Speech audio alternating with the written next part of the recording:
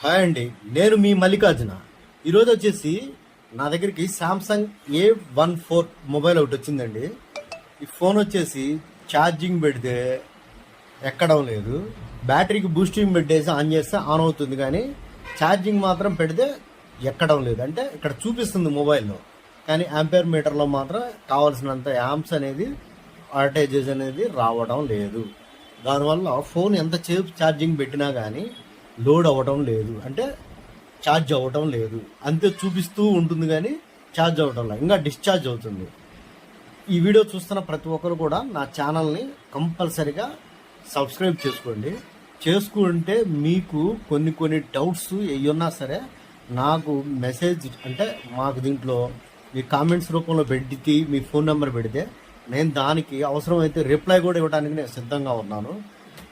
ఈ ఛానల్ని సబ్స్క్రైబ్ చేసుకొని లైక్ చేసి కామెంట్స్ పెడతాను. అయితే ఫోన్ వచ్చేసి ఫస్ట్ బోర్డు అనేది రిమూవ్ చేస్తున్నాను అండి, ఎందుకంటే మనకి ఛార్జింగ్ లోడ్ అవ్వట్లా. దీనికి ప్రాబ్లం ఏంటనేది మనం ఒకసారి చూసుకోవాల్సి ఉంటుంది. అందుకోసం అనేసి ఫోన్ అనేది అదే బోర్డు అనేది మదర్ బోర్డు అనేది ఫస్ట్ రిమూవ్ చేసి చూస్తున్నా. చూసిన తర్వాత ఏంటి ప్రాబ్లం అనేసి ఒకసారి చెక్ చేసుకోవాల్సిన అవసరం ఉంటుంది.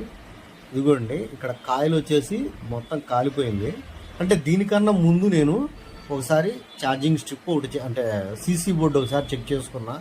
బ్యాటరీలో వోల్టేజ్ కూడా ఎంత ఉంది ఏంటి అనేది కూడా చెక్ చేసుకున్నా.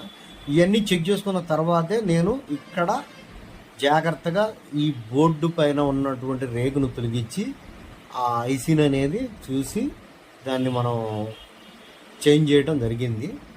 చేంజ్ చేసి మనం ఫిట్ చేసి చూస్తే లోడ్ అవుతుందా లేదా ఏంటి అనేది మనం ఒకసారి చెక్ చేసుకుంటే కానీ మనకు కూడా అర్థం కాదనమాట.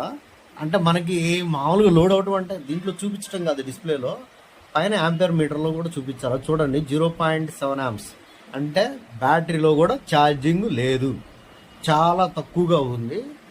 ఆ తక్కువగా ఉండడం వల్ల అది 0.7 amps మాత్రమే చూపిస్తుంది. ఒక్కసారి ఇది ఛార్జ్ అయిన తర్వాత చూడండి, అదిగో ఫస్ట్ 1% వచ్చింది కదా, ఇప్పుడు చూడండి 1.8 amps వచ్చింది. అంటే మొబైల్ అనేది ఛార్జ్ అవుతుంది.